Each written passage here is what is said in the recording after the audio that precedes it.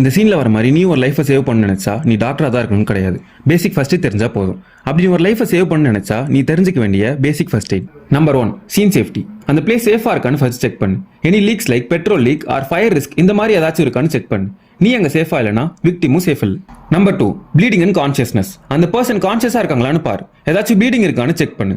In case bleeding இருந்தா clean clothes வச்சு direct pressure கொடு. அது ப்ளீடிங் ஸ்டாப் பண்றதுக்கு ஹெல்ப் பண்ணும். Number 3, assess ABC. ஏபிசினா airway, breathing and circulation. First அவங்க பிரீத் பண்றாங்களான்னு பாரு. அப்புறம் அவங்களுக்கு பல்ஸ் இருக்கான்னு செக் பண்ணு. உங்க 2 ஃபிங்கர்ஸ் எடுத்து அவங்க எய்தர் சைட் ஆஃப் நெக்ல வச்சு பல்ஸ் பாரு. பல்ஸ் இல்லைனா உடனே சிபிஆர் பண்ணு. 30 கம்ப்ரெஷன் அண்ட் 2 பிரீத்.